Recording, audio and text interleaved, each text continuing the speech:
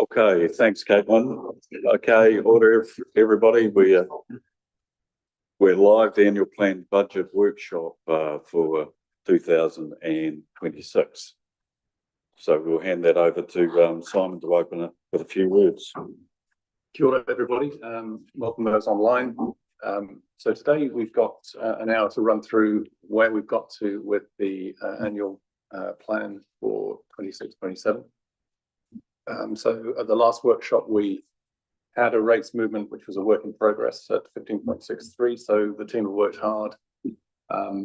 So we are currently sitting at 9.05. That excludes consultation items that we are proposing. And you'll see some more detail around that. Debt's also reduced 3.5 million to 47.3. So those are the headlines. However, all of those changes that we've had to make within the budget do have risks associated with them, which we will talk you through. There'll also be an opportunity for each of the activity area managers to talk to their specific challenges and what they've done to either look at revenue or decrease costs. So I'll hand over to John and the team, and we'll go through the slide deck. And how do you want to do questions? Do you want to do each one? Each slide, yeah. Yeah. I think it's a good point. We have got 27 slides for this afternoon, so there's only 57 minutes, so we need to be quite. It will be a bit of a rapid fire, but yeah, questions as they come. And if it gets to there's too many questions at one point, we can take them at the end. But I think we'll just see how it goes. Okay. Kia ora, councillors, and the public that are watching online and to the media in the background there. Thank you very much for your time this afternoon. Yeah, so what I'm going to do, I'll take you through a quick agenda. So we're going to go through the summary of the rating and debt movements. We're going to talk about how we've managed to reduce our budget down to 9.05 from just over 15%, as Simon alluded to. We're going to talk about the key cost drivers, i.e. what makes up the 9.05. We're going to talk about road and depreciation. There's something came up and we want some guidance from the elected members, which so Hannah will take you through later on. And then we're going to, as Simon says, go through the GMs, talk about their budgets and some of the risks, and actually have a closing discussion. So Simon, the CEO alluded to the fact that we've managed to get it down to, and apologies for those around the table, you might not be able to see this, but you have got the slides in your harbour. We alluded to the fact we did manage to get it to 9.05 as was requested from the table 2 weeks ago. There is a couple of challenges that causes. Actually, when we look at the numbers and some of the key cost drivers, it's actually a budget reduction. Now, what that budget reduction does have is there's obviously some significant risk behind it. Now, before we talk about that, I want to talk about a couple of things around the implications from the long-term plan. It's been reported that some of the numbers were wrong in that document. The number it wasn't the budget that was wrong, it was some of the salaries or the people who were in the organisation hadn't been budgeted for. So it wasn't necessarily that the budget was wrong, it was just a human error to allude some of the salary figures, and we spoke about that earlier on. So in terms of that, we managed to get it down to 9.05, so that was a win for us. And also, as Simon alluded to, we've also decreased the net debt, which we will discuss in a little while. Now, the next slide shows how we've managed to get that. So this might take up, if there's any questions on this, then the team round this will very much be a team effort this afternoon, so they'll be able to take some questions or I can answer them if appropriate. So we've managed to reduce the wastewater separation rate. So basically what that means is the consultation topic from last year in terms of the wastewater separation, we've stripped 700k out of that from next year. So it's taken the cost down to $319,000, which is a ratepayer impact. But in terms of what we have to pay back is quite a lot less than that. So that's a good thing. We've managed to phase all our recruitment. So in terms of recruitment, rather than taking someone on 1 July 2026, we've phased it out over the year. So we're phasing people coming into the organisation if and when it's required.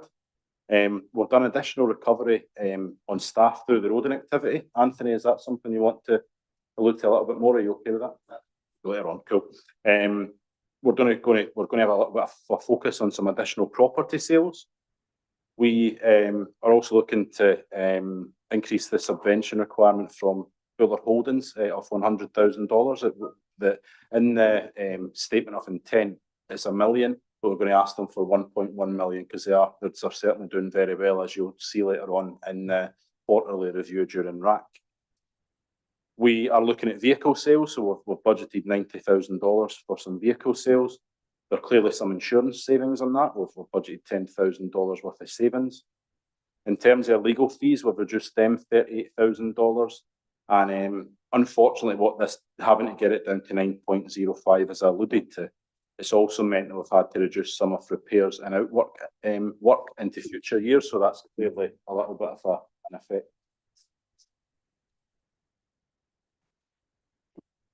Perfect. So yeah, there's a couple of things we would have in our budget that we've had to take out. So Anthony will allude to those things later on. Any questions before I move on?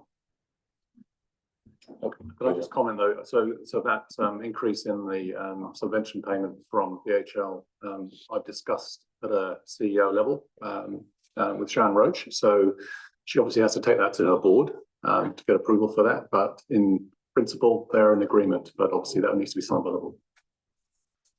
Thank you, Simon, for that clarity. Any questions before we move on? No, thank you.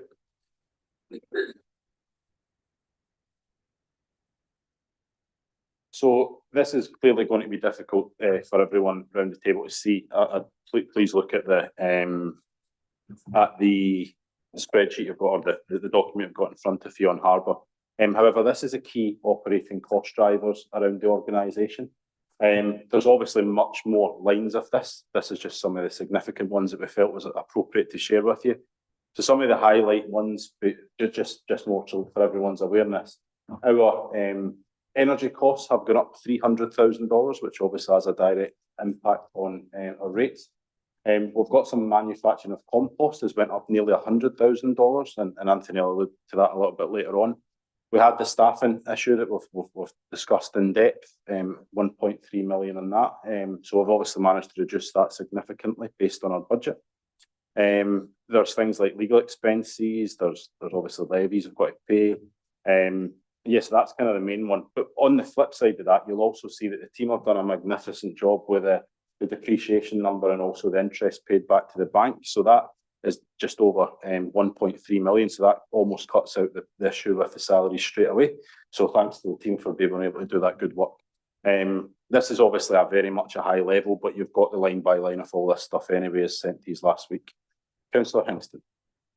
Yeah, just adding on with the detail, the salary costs at approximately $9 million. I note there's a decline in contractors' costs from 2024 to 2025 financial year from $4 million down to $2.5 million approximately in 26-27. Can I confirm that this is a conscious trend to do more in-house work and less outsourced to contractors? Yeah, I'll very quickly give an answer to that. The answer is yes. Without a doubt, however, I think Anthony's the best one to answer this because there's some significant savings made in other parts of the organisation that doesn't necessarily flow through to the operational expenditure. So Anthony, if you could follow up on this one, thank you. Certainly. So possibly sound like repeating myself. The basis of some of the contractors is they do capital work, so the work their time is capitalised. They're being replaced by in-house project managers in part, and their time is also capitalised. So the impact on rates becomes less because it's a capital rather than an operational cost. But we are reducing the number of project managers that we contract in, and we are putting BDC employed contract managers in place, and it's a significant saving in doing that. Thank you. Sure. Thank you, Anthony. So we'll move on from that, and like I say, any questions? Sorry, Councillor Sampson. Sorry, Rosalie, and then Ray. Sorry, Rosalie, I missed you. I just note going down sort of the headings, and last time we looked at it, we had a heading for support services, and we don't have anything there for support services now. And also the fact that we had 3 headings for other expenses and miscellaneous, etc. So what heading does that come under now, please? A microphone. It would have been split out to wherever it needed to belong. I think the previous version we looked at was it was very high level. So I literally went, and there's over 2,000 account items that I literally went and re-looked at. So it would have gone into various places, but this is a more comprehensive list. And from an accuracy point of view, I can confirm it's much more accurate, a much more accurate reflection. So it's no one line that it's been to. Thank you, Phil. Yeah, just quickly, grants. It's a big number. What does it involve? I will pass that over to Mr. Craig, who'll be able to take that. Great question. We had a line item in the long-term plan for grants for museums, tourism, and all the wonderful things that our community does. That was increased for year 1 following the grants that the last council approved through the deliberation process. So with the submissions that our community groups, museums, tourism's put in, that was increased in line with what the previous council had agreed to secure in for 2 years for those community groups. Thanks, Chrissy. Well, it's following up on that then, what has caused the increase? No singular item. I'm more than happy to get a breakdown to you, Councillor Rutherford, and show you exactly where those went. If I could just take it a little bit further, as part of the deliberations, as Chrissy mentioned, the council at the time decided to increase the grants. I think it was around about 90,000, because that was a saving that we made from the LGFA in terms of becoming a guarantor. In terms of who that's for, I couldn't answer you today, but that is the reason why the difference. Yeah, no, but we're suggesting for the annual plan, it's an increase over the LTP. Why is that, is my question. I would have, Thank you. We'll get you an answer for that, Councillor. Any other questions before we move on? Oh. I've got quite a few. I took part in a collection of public survey for the consultation for last year's annual plan, and I submitted over 500 consults for the public who said they didn't want any expenditure on master planning. I can't see that reflected here, but it's just figures put in front of us to include that. They also said they did not want, and we talk about 90% of over 500 people did not want further expenditure on climate change initiatives. These figures don't tell me whether that's in here or not, because when I look at last year's figures for the likes of rubbish, you've spent $750,000 deciding whether to have bags or bins, and that was not identified as individual figures that the last council actually approved. So I know that I can't actually get figures in here that are meaningful. So what's your question for? So the question is there money in here towards climate change initiatives? Is there money within these figures for master planning? Are there figures in here to continue the expenditure of the $750,000 deciding between bins or bags? Because that process hasn't been finalised yet. Okay, let's ask John to answer the first 2 or 3 before you go on. Okay, Thank you, Matt Russell. These are certainly questions from my colleagues Simon and Anthony in the back. I'm sure they'll be able to answer. So the master planning question. So there was a fund of $130,000 in last year's plan, if you recall. That fund was used to recruit one of the consultants that was working on that rather than spend consulting money. So we've hired an individual, Paul Zanin, as a growth and development manager whose role is expanded just outside master planning. There is no budget in this year's. There's residual budget in this year's to continue, but next year there's no budget for master planning. So there's no budget in there other than the role. So that doesn't quite answer the question. Is there money in here to pursue the master planning objectives? only through Paul's Annan's role. So we've recruited staff to do it, thank you. Okay. The climate change initiatives, Climate change, yeah. There's no budget for climate no change. budget for climate change initiatives. Rubbish. The money for pursuing a decision on bags or bins, is what figure is in here to keep spending on that? Mr. Bond? I think the context of the question we need to be mindful of is this is a comparison between the LTP that was approved, regardless of submissions that may have been against it, and the proposed annual plan. So there are funds in here to continue pursuing the waste contract because that was agreed in the annual plan. So whether this item is in here or not, there are thousands of items included in here. This is a high-level summary of the differences between the long-term plan and the proposed annual plan. And I think we need to keep that in mind rather than going, is it this specific item? If that was agreed in the annual plan, it's in there. If there was a change, then that would be highlighted. Thanks, Anthony. Did you have another question, Paul? I have a few here. We had public condemnation last year and also councillor condemnation of management's decision to have Abertura material printed out of town. Is there advertising that management wants to spend on the messenger again? Because as a councillor, I'd like that stopped and that figure taken out. Is there figures on there for that? Yeah, I'll pass that one over to Ms. Trigg. So there was a line item, unfortunately, we didn't cover this as part of the public excluded because it is commercially sensitive, so I'm unable to share the figures, but we will be moving to a digital newsletter next year to take out the costs of providing that service that we have at the moment, and that will continue it being a free service to all of our community.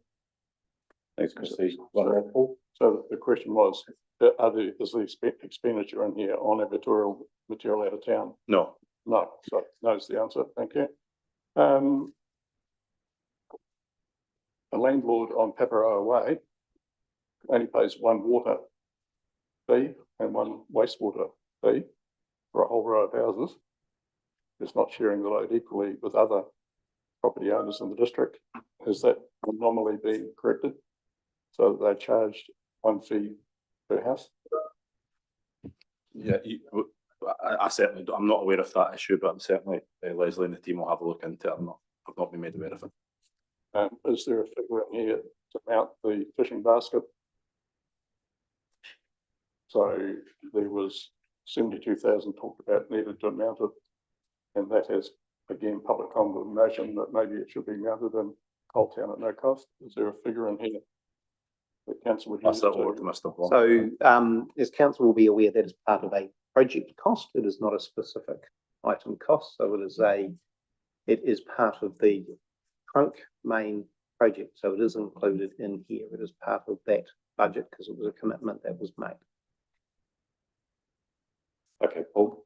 If you could hold those questions, we'll go back to John and then come back to you if necessary. We've got just an hour. Thank you, Mayor Russell. Yeah, so the next one is external drivers that we haven't been able to obviously do anything with in terms of our budget. So there is risks around the budget that we've proposed in terms of what the ongoing implications are. However, there's some key things that we will have to consider as an organisation as time moves on, and I thought it was appropriate to call them out. So, i.e. simplifying local government, we've not budgeted for that. It's only will be my time and Paul's time probably. Development levies around spatial planning, that's a reform that's going ahead, and that there's going to be impacts to us on that. We've got ongoing TTPP legislative impacts. We've obviously got rates capping coming in 2029. I think something that we need to look at as well is the Infometrics just released data last week that shows the cost of infrastructure has risen 48% since 2019. Obviously we've got air service uncertainties at the airport.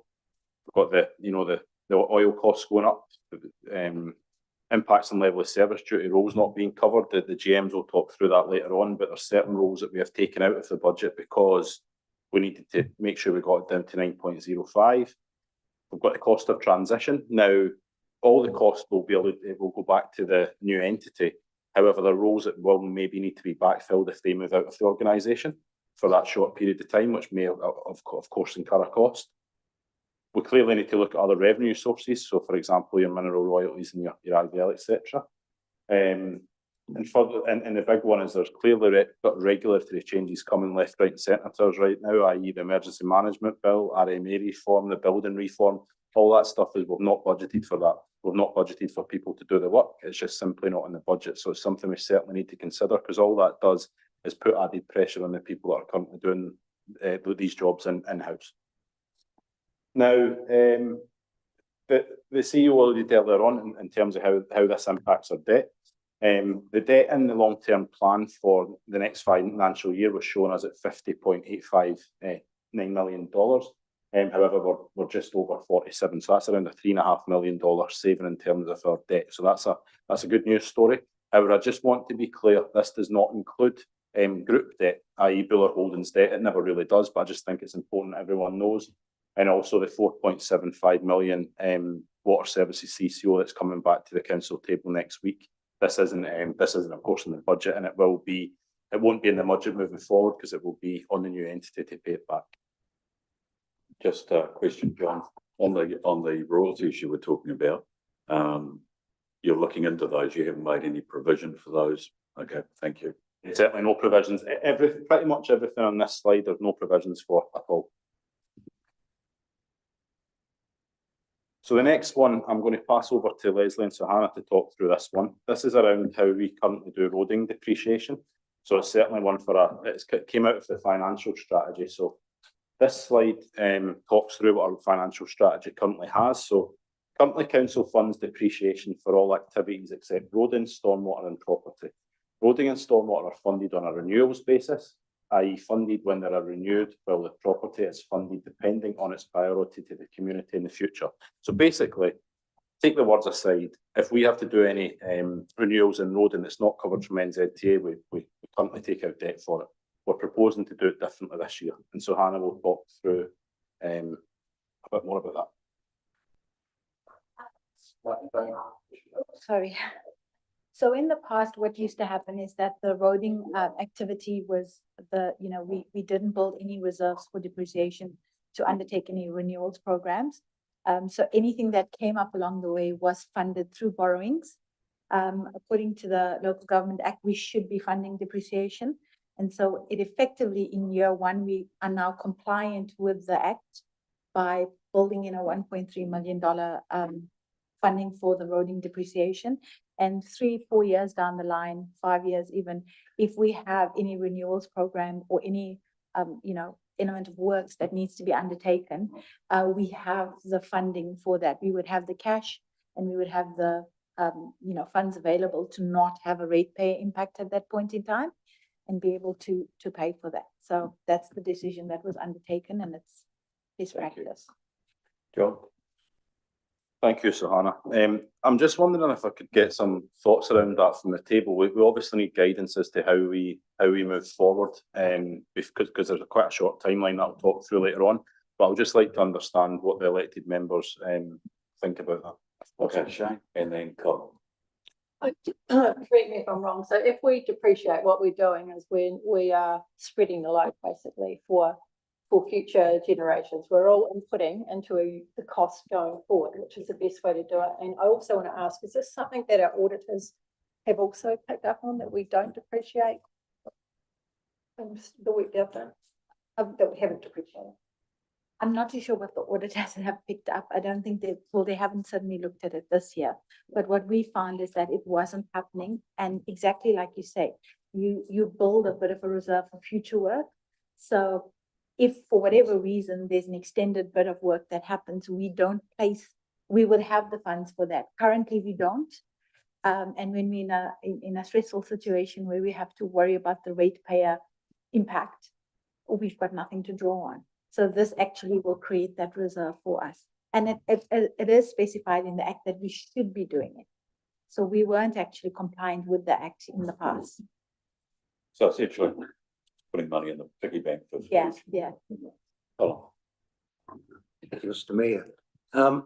We all know about ring-fenced accounts, reserve accounts, and what have you. As I've said before, this accounts was broke. We've tried to put money into reserve accounts and what have you. that's been spent elsewhere. So until I can get some sort of guarantee, I'm a bit of a suspect on this. I understand the concept, but as it says, council's policy is to rate fund its share of the roading capital program instead of depreciating it. Now, the implications of that is that when we do the annual plan, when we do the annual report, okay, depreciation is accounted for. All we are not doing is rating for depreciation on roads. Is that clear? Right. So instead of not depreciating depreciating for roads, rating for depreciation on roads, we simply rate for our 25% of planned replacement on roads. So either we're going to rate for depreciation or we're going to rate for our 25%.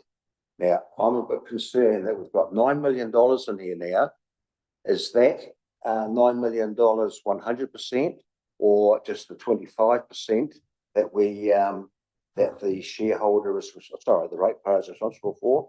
And if you do want to go down the depreciation route and have money in the bank, which I believe we need to start talking about that on as a separate subject because of what's gone on in the past. The question now is, well, have you taken out the rating for this 25% of projected work to be undertaken in this financial year and future financial years? Thanks, Colin. They're really good questions. So we are not, I want to be very clear in my explanation. So we are not, we do fund for the work that we are meant to be doing for the year. So that 25% is funded and there's a rate pay impact for that. This is, again, it's a reserve that needs to be built. So we're not building in the whole depreciation. And I understand you've picked up that 9 million from depreciation for the whole period. The whole thing is not rated. It is just our portion that should something happen 4 or 5 years down the line and there's additional work, at that point in time, ratepayers would be liable for that 25%. So I'm going to try and explain it just with an example. So our normal bits of work with NZTA is called $8 million for a year. And we rate for 25% of that. NZTA pays the 75%.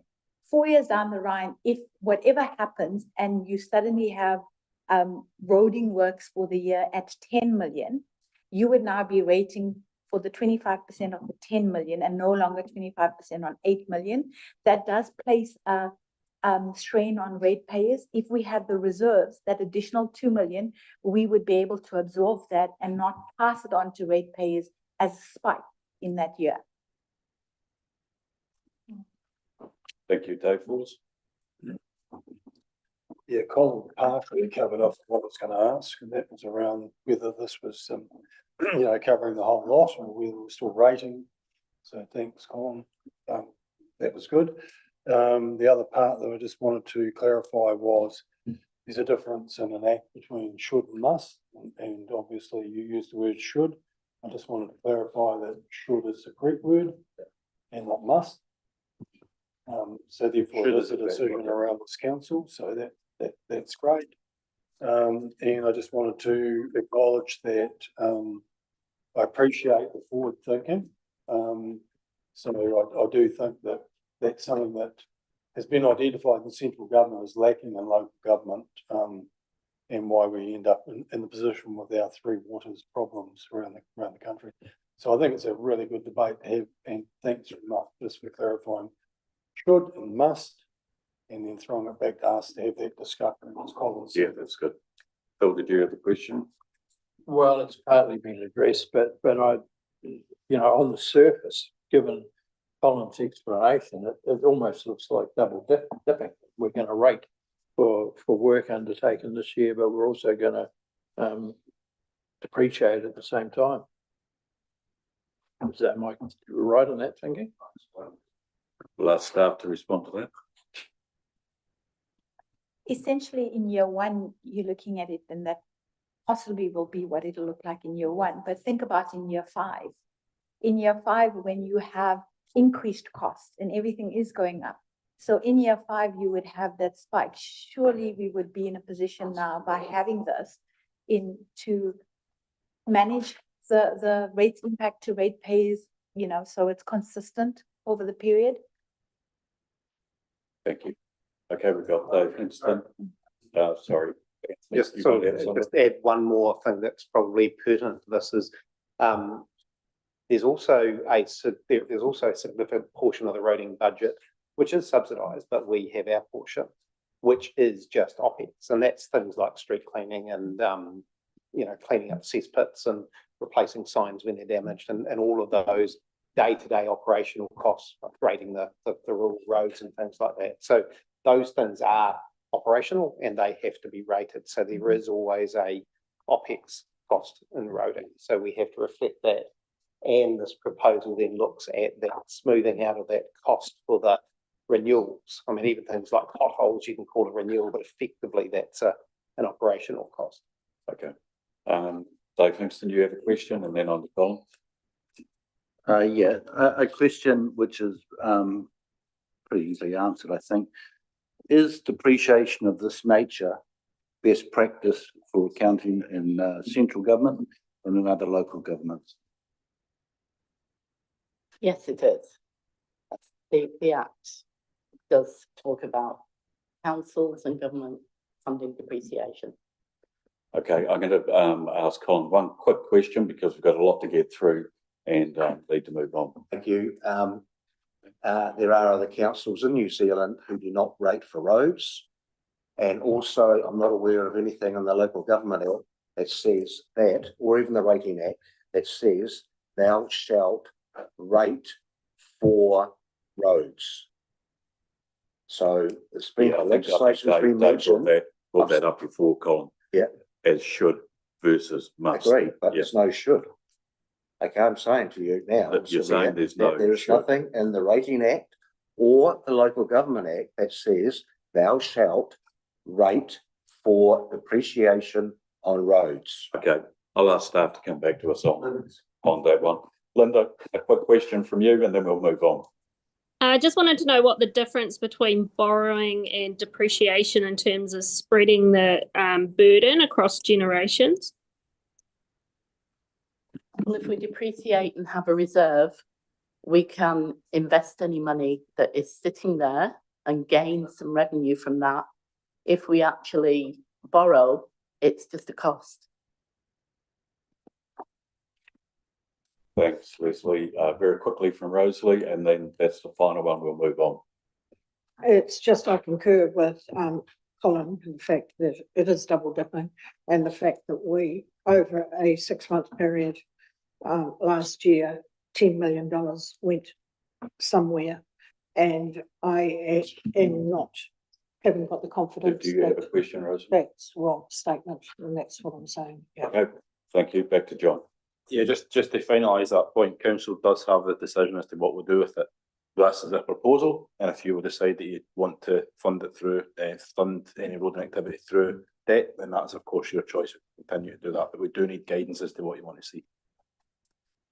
Okay, so we've asked staff to come back and address Colin's question, and I guess if a decision's to be made on that, Simon, you'll be bringing a paper back to the table. Whether it's a paper, the staff will talk about the best way to bring this back because of the decision, but yeah, I think it's best to move on. Thanks. Go, John. Yeah, so the next part is the GMs are going to talk through some of their challenges in terms of what their budget and how their budget is made up. So firstly, I'll start with Mr. Bastian. I'll pass it over to Simon.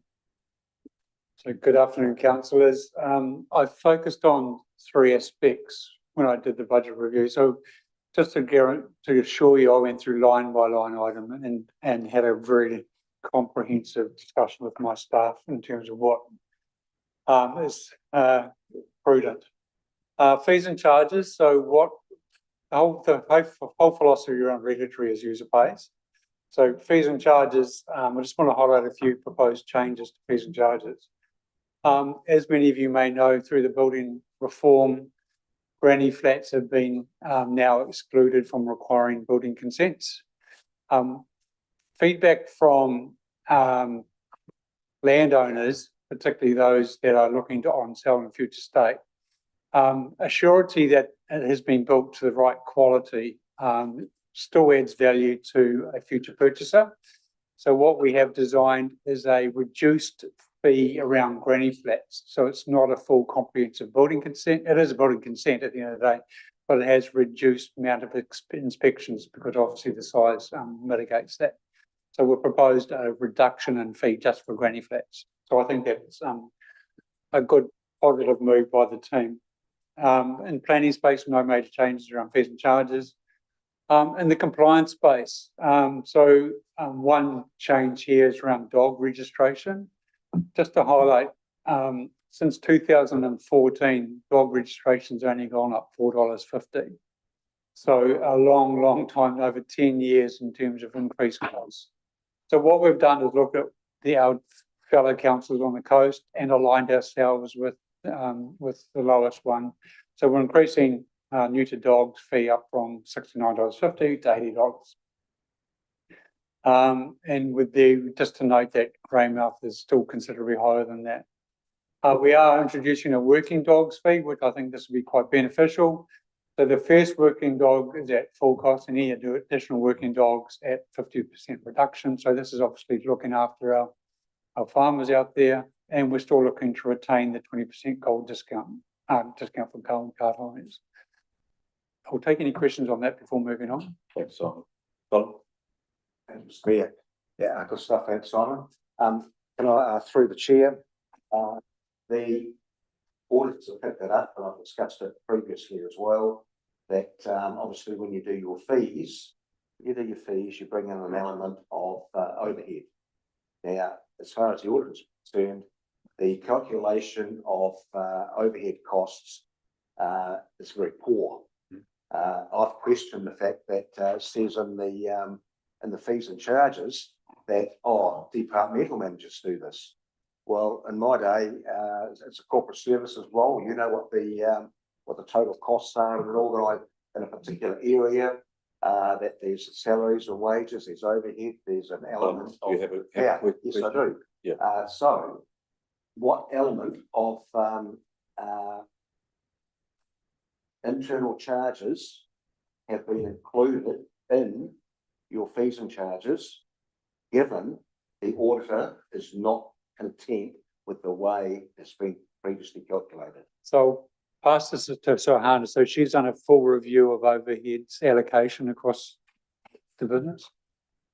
Yes, so in this annual plan, the methodology has been changed because in the previous plans, it was on loop. So, we kept going around in circles and we never were able to pinpoint how it should have been done. What we've done now is it's been a top down. So from CE level, we've dropped down that overheads down to GM level, and those overheads get dropped down into non-rateable activities. So finance, as an example, is a non-rateable activity, and that's overheaded to rateable activities. And that's how it impacts the rates, if that's the question you're asking. Yes. So what I'm hearing is that we now have we now have a calculated. Yes. Okay. Based on okay. We'll come back. Thank you. John? Oh, sorry, Linda. One question from Linda there. Just going back to the granny flat fee, isn't the legislation that there is no building consent required? So what would the justification for that fee be? What would people be paying council for? So this is an opt-in, it's not a compulsory fee. So what we're proposing here is to, if you build a granny flat, you can take the risk of the builder himself self-regulating. But what we're proposing here is a validated process whereby you can still get a consent for a piece of work done on your property that is transferable when you sell the property. It's still not compulsory. Thanks, John. Sam, you move Yeah, on to continue revenue. on. Under revenue, so I've broken down to revenue expenses. So under the building space, building permit fees, this has increased by 52K, and this is to do with activity that's coming through now in terms of workloads, and comparable for the last 3 years. Planning, a big increase in reserves contributions, financial contributions. This is purely based on work that is in the forward works plan, but also looking at the last 3 years worth of activity. We've been underselling this in terms of a budget. Obviously, this doesn't have an OPEX or operating impact, but it goes into offsetting future capital projects in the reserve space. And dog registration, obviously that goes up based on the increased fees by 37K. Any question on any of that? Very good. Regulatory cost drivers. We have an additional cost for our IANZ accreditation. It's fair to say our last audit didn't go as well as we had hoped. So they've asked us to do an additional interim audit. That's a one-off cost of 30K. Just to reassure council that we have addressed the shortcomings and we are expected to provide that back to our auditors by the end of April. Reduce advertising by 4.5K, contractor and consultants by 65K. This is bringing back in-house food licensing. So we've got some internal capability that will pick that up under the compliance space. District plan, I've increased this just by 8.5K. That's for support around the mediation work for the TTPP appeals and mediation. Repairs and maintenance, dropped that by 6.5K, and training dropped almost by 9K. And I just want to touch on additional budget pressures. I alluded to this in the public school section, but I'll just run through them really quickly for the public.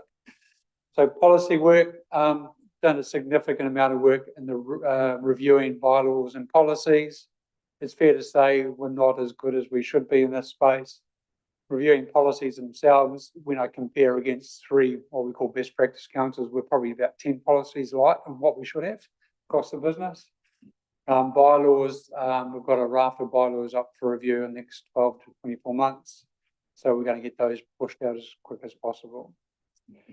In the planning space, I alluded to the TTP ongoing process around mediations. We haven't increased legislative support. We're holding that at the existing level. I believe there may be some pressure. Hopefully we get some support from other councils to support that process. Fast track, we've got 2 fast track processes coming towards us. Obviously Bathurst and then potentially Rua. They are going to put some strain on resources in terms of the planning team. Spatial planning, there's no funding put aside to do any spatial planning work. We'll try and look at internal resources to start some of that work. It's fair to say there's quite a significant load of work in that space going forward. Regulatory changes, a raft of regulatory changes coming forward. RMA reform, building reform, emergency management rollout, and national policy on climate adaptation, and a whole raft of others I expect before the end of the next financial year. External factors, or they're not really internal, there are additional factors. Obviously, we have the resourcing of the CCO setup, and I'm thinking of the policies based around this primarily for my team. Local government reform, supporting that body of work, master planning, and obviously regional deals. There's no additional funding gone in for any of that. Happy to take questions on any of that. Cool. Yeah, thanks, Mr. Mayor. Yeah, thanks, Simon.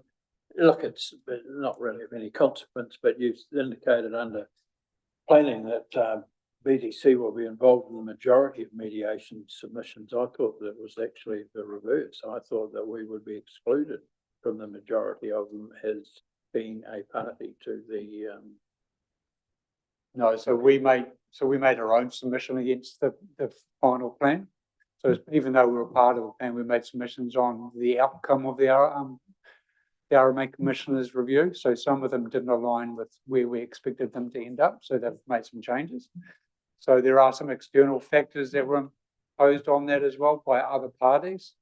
So we have made some appeals across them just to be part of the conversation going forward. So made sure we had a place at the mediation table. Thanks, Shane. Just around the fast track. You might think. Sorry, around the fast track consents, given that these costs are passed on, is there any kind of way that we can resource the extra work that's involved with these things and pass it on to the So we have aligned a resource, external resource to assist already. The issue is we've made an estimate in terms of a commitment. The issue is around if it extends greater than what our budget allows for. Okay, thank you. We haven't yet aligned anyone to support any real gold activity. So that's on top of, we don't know if they're going to be pursuing fast track, but they haven't been confirmed.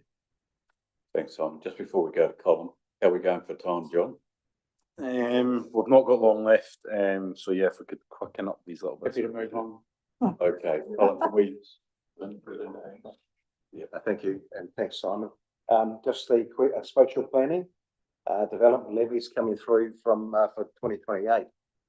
From memory, my understanding is the government, central government has changed. I've seen development contributions, financial contributions will now be form part of development levies from July 28. So at the moment we're doing contributions. So where is the how is there additional pressure because we're taking away one and bringing in another? So is there something that I'm not aware of?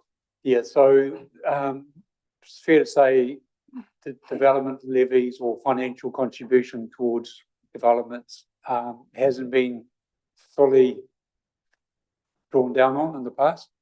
To be able to do that effectively, it needs actually to understand what the model is in terms of growth pressures. So, for example, if you take Reefton, there's a number of future developments happening in that space.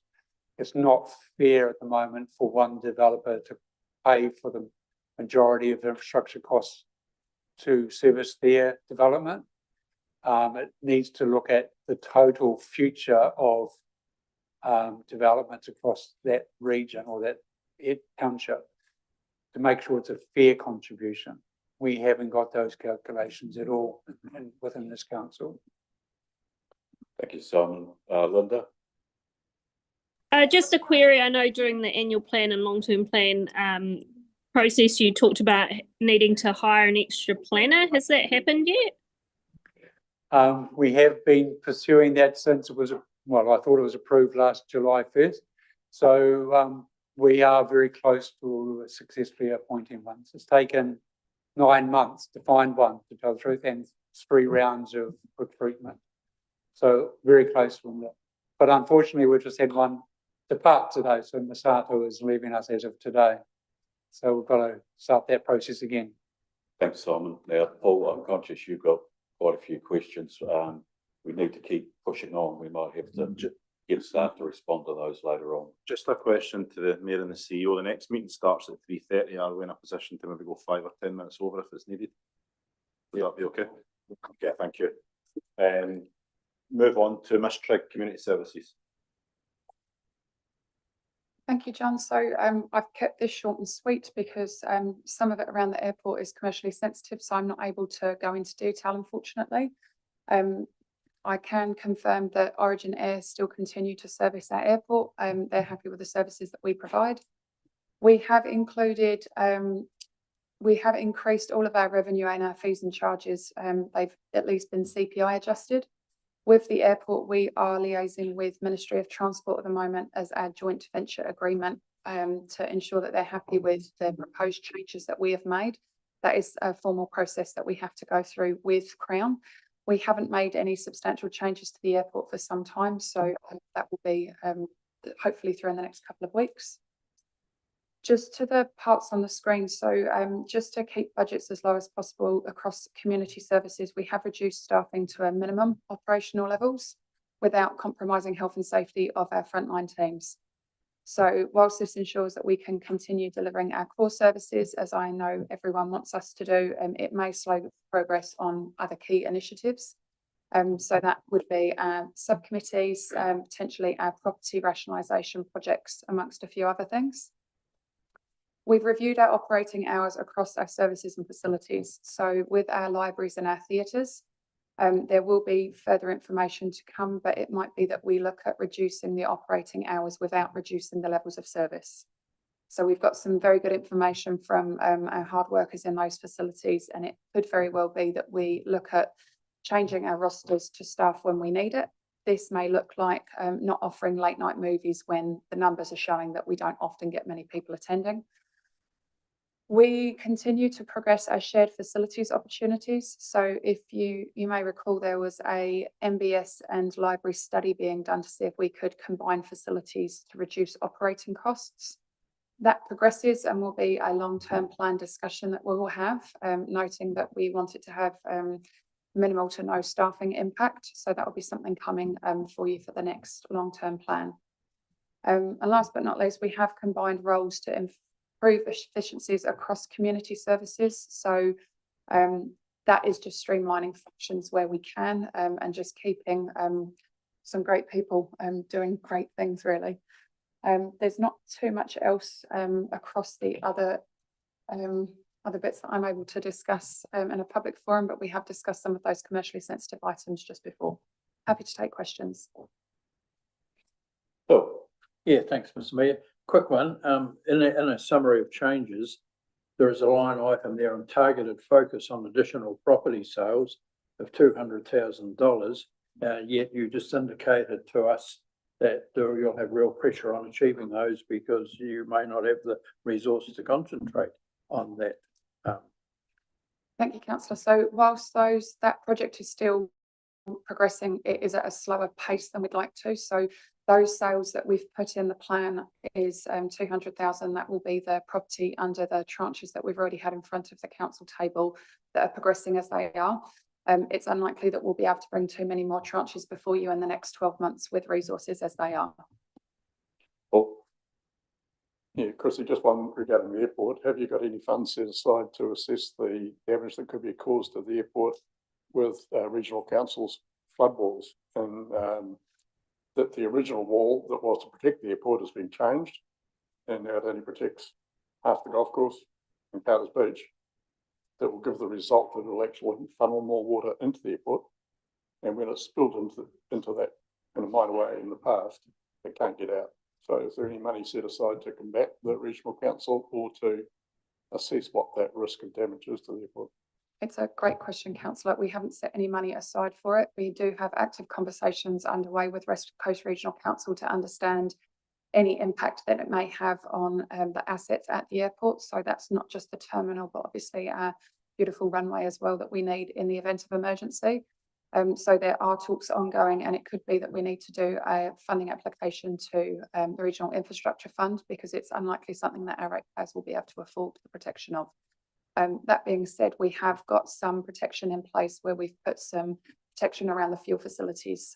So there is some works that have already been completed today to be able to protect our utilities lifeline. Thanks, Chrissy. Any other questions for Chrissy? Okay, back to you, John. Pass you over to Mr. Blom now, who'll take you through infrastructure services. Thanks, John. Thanks, Mr. Mayor.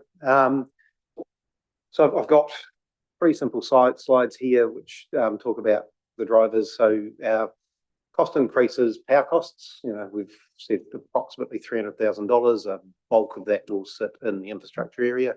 Pumps are expensive to run. Depreciation treatment of the roading asset. So that's an increase which has been talked about before and will be a subject for discussion. And staff costs, not probably captured in the LTP. So that was talked about in PX. A lot of that is to have a positive impact that effectively reduces the reliance on consultants. And we haven't, an increase in here, which is not in the 9%, but is a separate item, is the floodwater project. Effectively, the pipes going through the flood walls. So those will be drivers for costs that we have. Any questions on those?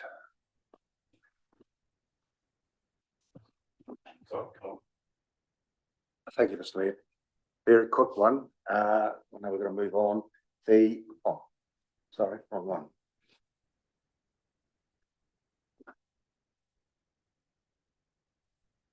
I'll pause, thanks. I've forgotten. Sorry. Just on electricity prices, between years, we're looking at something like a 50% jump. Well, we know electricity prices have gone up, but nothing by that extent. And on the wind side, we've got some money being granted for the installation of solar panels on a number of community buildings that will actually reduce their load. So why is there a 50% increase each year? Because the increase in costs for power appear to be more heavily attributed to commercial and council rather than residential. So the cost burden that council is taking on this is high. We've had interesting conversations with our power suppliers, and we also have an independent company that checks through those sorts of utility bills, and we've engaged them to verify what the likely costs are. It was slightly disappointing that our power companies weren't able to actually tell us what those costs were. In fact, I've alluded in the past that we had unexpected bills one month on top of another that they backtracked on because they still couldn't understand their own power pricing. But the independent advisor has gone with a high degree of certainty. The overall cost increase for council will be in the order of $300,000. The facilities that have solar that will help those halls and facilities to a degree, but the overall cost, for running the lighting in a hall, you can put solar on. For running a wastewater pump, you can't put solar on because it uses too much power, and it's those big items that are the ones that cause problems.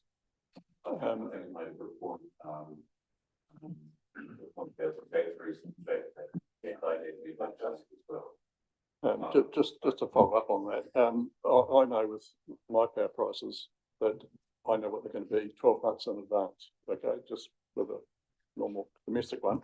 Yours are based on assumptions. So if your assumptions that they get to increase 50%, if they don't, we're going to have a credit in that balance at the end of the year, aren't we? We won't spend that money if it's less than that, but we've gone for the best advice we can on what that's likely to be, and that's the number we've put in. Thank you. Thanks, Shane. Along the same lines, we've got as a risk the oil price shock, which will affect every part of infrastructure. So are we going to put something in place that we can keep an eye on this? Because it'll also affect the cost of our CCO going forward if those prices go up significantly. So I just want to know that we will have some mechanism in place to be looking at that and what the impact is going to be at the end line, at the end of our year. Because it could, if this war continues, we could be looking at significant increases for materials as well as fuel. So I've put that in a later slide as a risk, but the current conflict in the Middle East has already put a significant impact on fuel prices and energy prices. It will flow on to the supply of materials, things like plastic pipes and petrochemical based. So cost of those and the availability of those will become significant.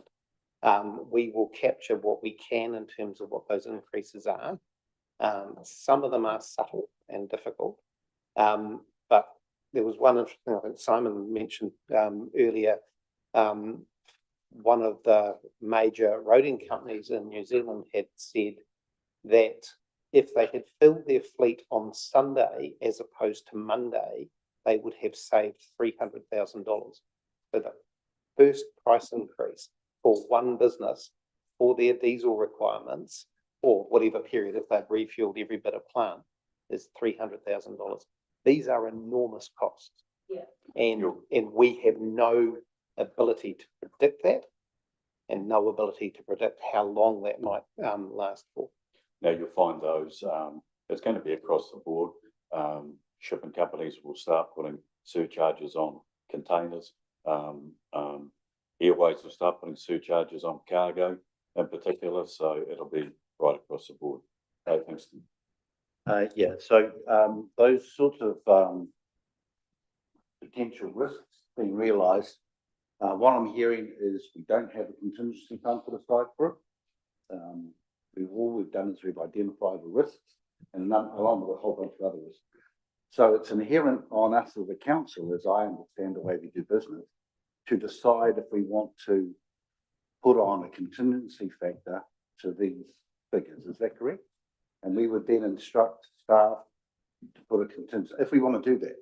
I'm not saying discussion would have to be had. so we got a discussion to have about whether or not we want to put a contingency towards that sort of potential risk being realised. We'll have to come back to that for sure. Dave Hawes and then Phil. Yeah, I think that's a discussion for risk and audit, really, isn't it? Because that's a big discussion. So I don't think it's one for here. Yeah, good point. Thanks, Phil. Yeah, so look, thanks, Mr. Mayor. So thanks, Anthony. Just jumping forward to your savings.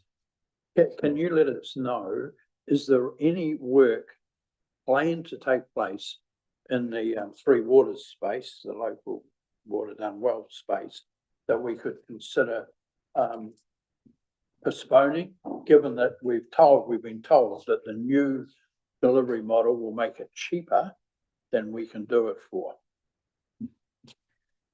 So yes, jumping onto the savings slide, that is, I suppose the last bullet point is rephasing of the capital works. The specific question around the Three Waters, we have to be mindful that the water service delivery plan that was submitted and signed off by council and approved includes a commitment not of each of the councils to not stop work, because that would cause harm to our future partners and to that future entity. And the work required from day one of the new entity is a significant step up. So if you don't do work now and throw it at them then, that you effectively trip them up. So we have to be mindful of that. Having said that, one of the big pieces of work that my team has done is looking at the actual phasing of the projects. So when you go into an LTP and you go, well, we want to build something over here, it's going to cost roughly this much, and we'll start at this point in time. We're now at a point where we can look at some of those major projects and go, when will we start? When will we, the first part is a bit of planning, a bit of design. Those are low cost items. Then you get some boots on the ground with shovels. That's when it gets expensive. I'm just conscious of time. Yeah. So I want to give one example of that is we have a significant water project, which is, I think, in the LTP called the North Branch of Giles Creek.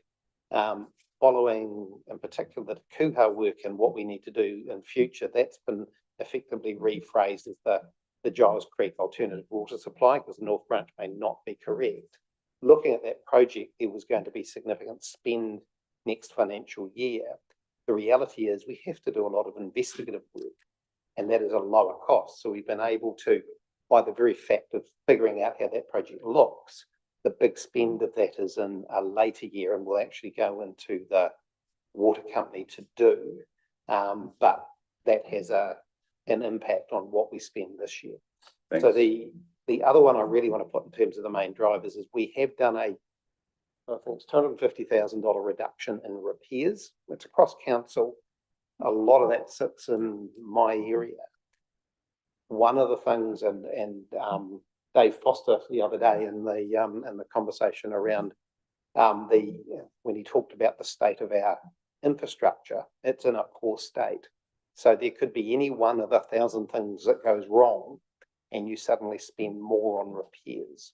Makes sense. We have that problem anyway. The 10% reduction will help the teams go, do we really need to do this now or not? So it's sort of, there is risk in all of those things. Thanks, Anthony. Do you have a question, Rosa? Yeah, just quickly. The rephasing of capital works, you've got impacts as well as timing of depreciation. What is meant by that? So. taking depreciation out of the water and sewage accounts or?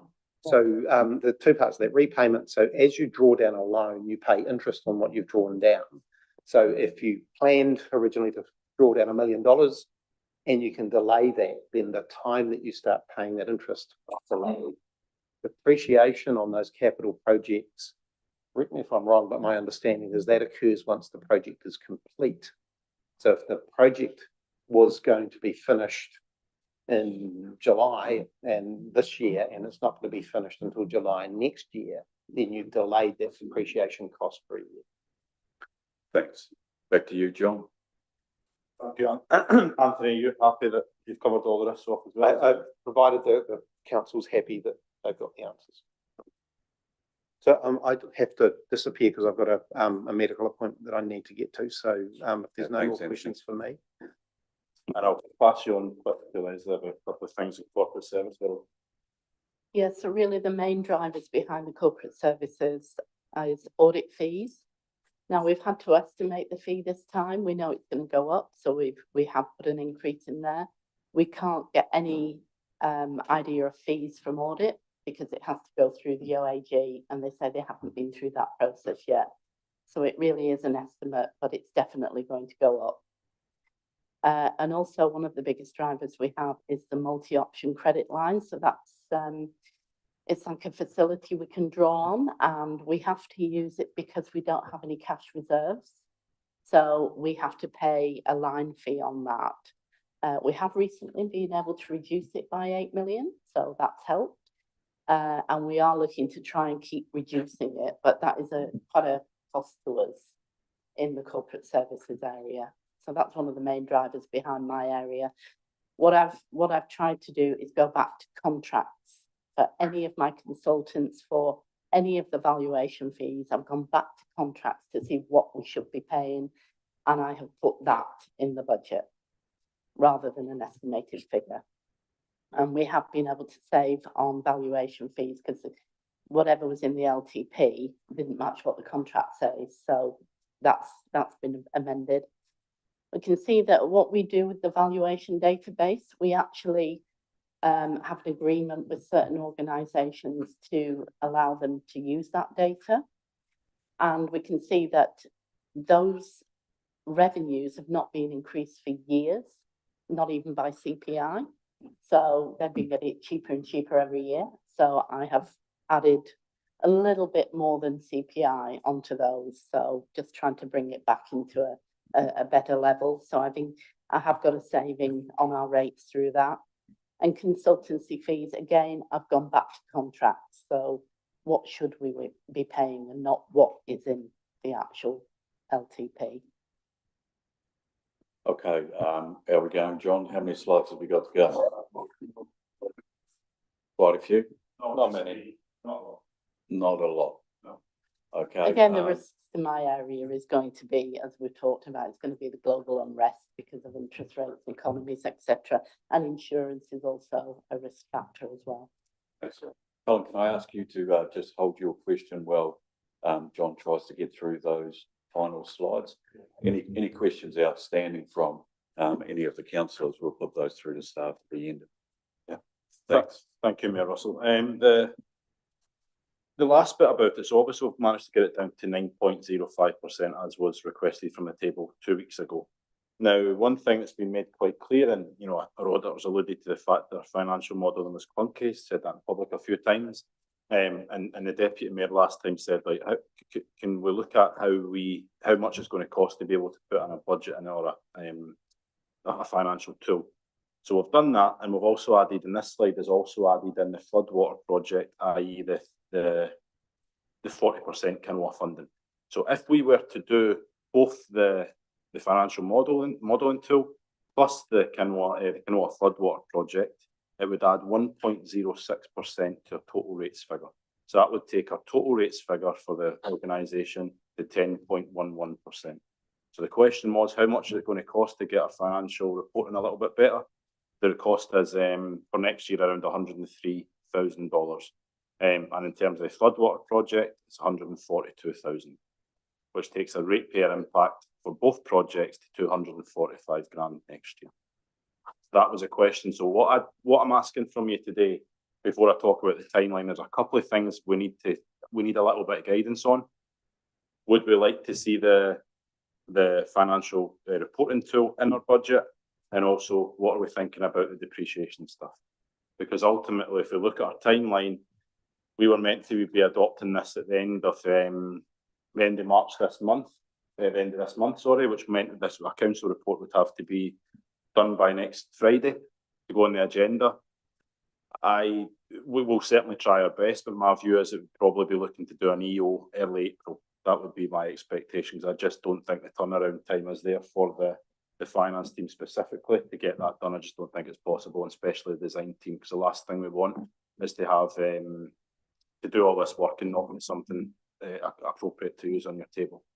So that's a couple of things that, look, listen, we don't need necessarily to give me a response today around the two things, but if we could please even, drop me an email or anything like that in the next couple of days, we just kind of need to know how to move forward.